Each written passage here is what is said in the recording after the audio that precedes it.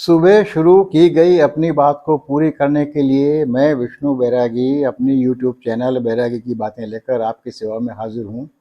और चौंकिएगा मत के चटपटी मसालेदार राजनीतिक बातों के बीच में ये अफीम स्मगलर की बात कहाँ से आ गई।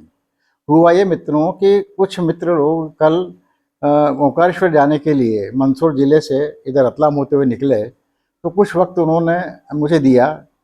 और जब तक वो बैठे रहे तब तक मुझे लगा कि मैं अपने ज़िले में अपने गांव की गलियों में घूम रहा हूँ। और बातों ही बातों में अफीम की तस्करी की बातें वहाँ शुरू हो गई।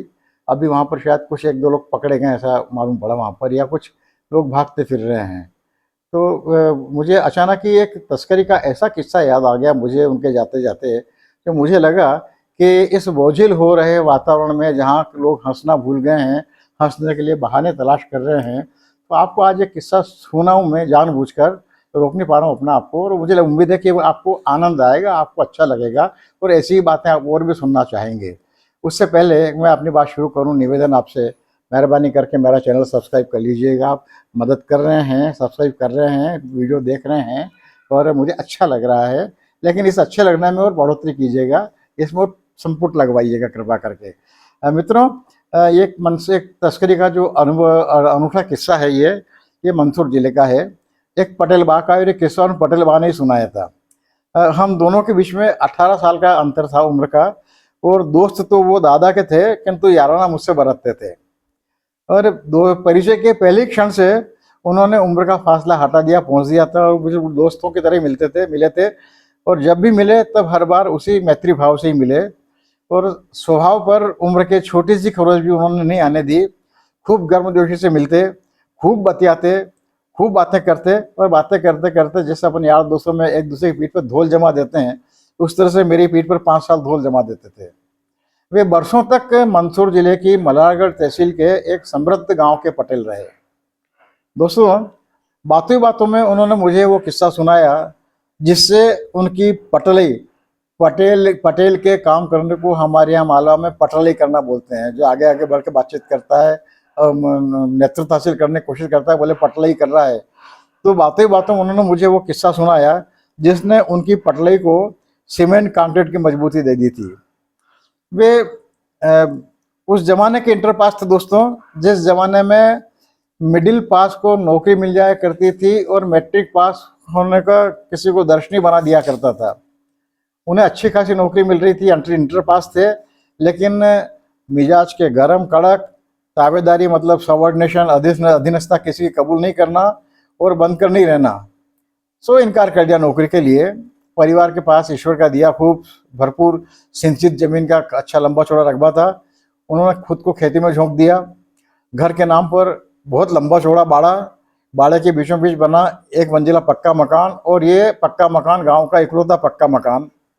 तो हालत ये थी कि उस इंटर पास जेंटलमैन को मालवा में जेंटलमैन बोलते हैं, तो इंटर पास जेंटलमैन को खेतों में बुआई, सिंचाई, निंदाई, गुड़ाई करते देखने के लिए लोग दूर दूर से आते थे। कुछ उनकी तारीफ करते थे, कुछ मजाक करते थे कि यदि यही करना चाहते थे नहीं पढ़ाई क्यों की। दोस्तों, आपको पता है कि मैंने कल भी आज सुबह भी संकेत किया था कि मंदसौर जिले की पहचान अफीम के लिए रही है। मध्य प्रदेश में सर्वाधिक अफीम मंदसौर जिले में पैदा होती है, और अफीम की खेती वहाँ पर आज भी एक सामाजिक प्रतिष्ठा का प्रतीक है, सोशल स्टेटस है। आज तो हालत काफ़ी बदल गए हैं, लेकिन तब माना जाता था कि प्रत्येक अफीम उत्पादक किसान किसी न किसी स्तर पर अफीम तस्करी से जुड़ा हुआ है। पटेल बाका गांव अफीम उत्पादक गांव में बहुत अग्रणी गांव था। लगभग गांव का हर किसान अफीम उत्पादक था।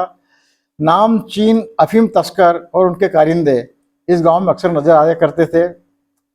एक बार अफीम का बड़ा सौदा हुआ और गांव के कई किसान इस सौदे में शरीक थे, और पढ़े लिखे और प्रतिभाशाली होने के कारण पटेल बा को इस सौदे का प्रभारी बनाया गया गांव की ओर से।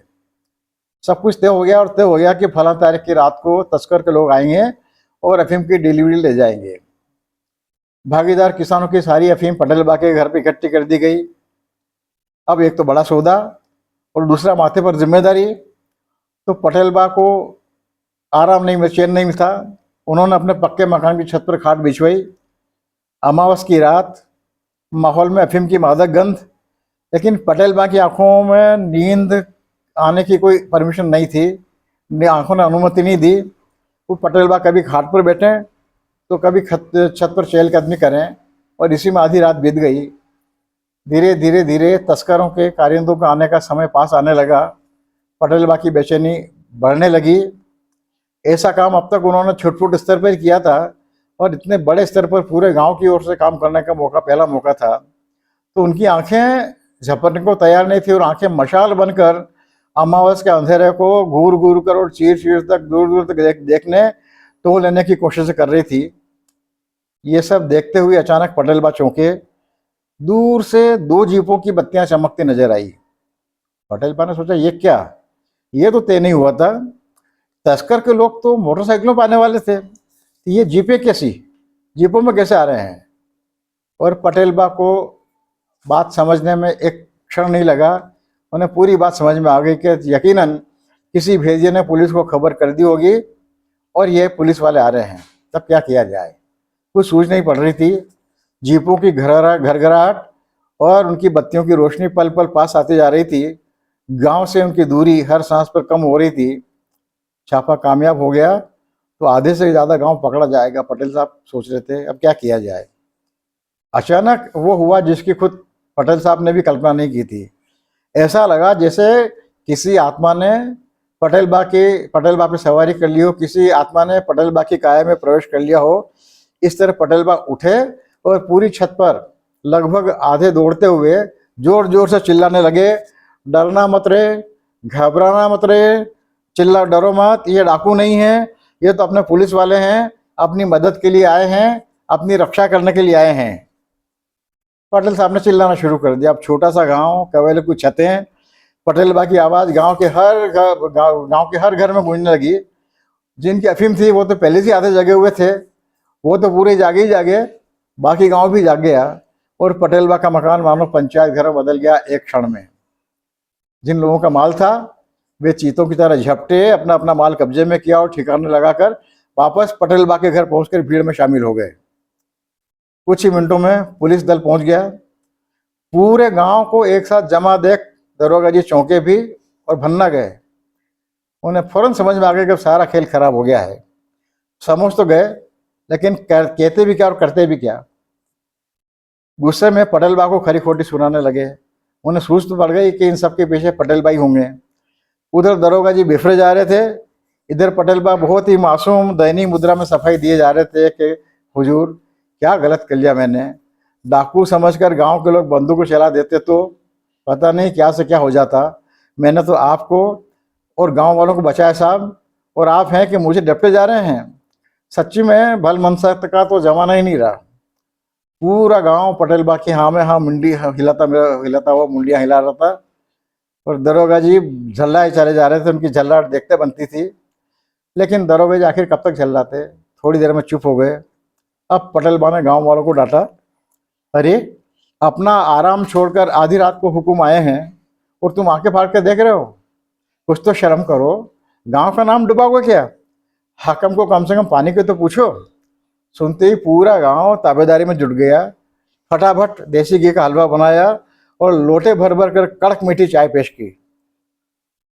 सेवा सत्कार कबूल करके दरोगा जी भुनभुनाते हुए चलने को हुए तो पटेल बा ने कुछ इस तरह से कहा मानो मक्खन में छुरी गिर रही हो, और बोल मालवी मनवार की उन्होंने, साहब अब आधी रात तो कहाँ जाओगे, गांव वालों के भाग से आपका आना हुआ है, रात मुकाम आप यहीं कर लो, सुबह कलेवा करके चले जाना।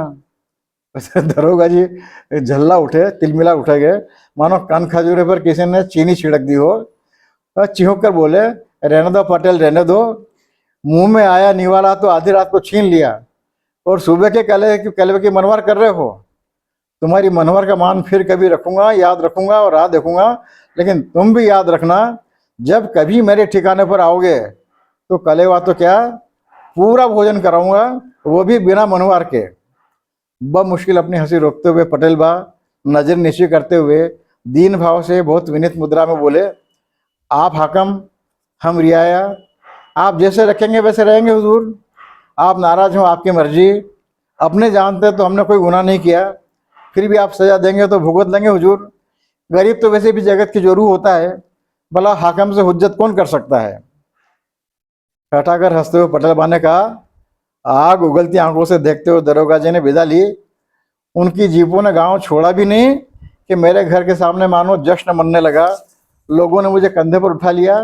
उसके बाद किसी ने गांव का पटेल बनने की बात सोचना ही बंद कर दी और नया पटेल तभी बना जब मैंने अपनी मर्जी से पटली छोड़ दी। किस्सा सुना के मुस्कुराते हुए पटेल साहब से मैंने पूछा कि पटेल साहब वो तो सब ठीक है, लेकिन आपको भोजन कराने की दरोगा जी की हसरत पूरी होने का मौका आया कि नहीं आया?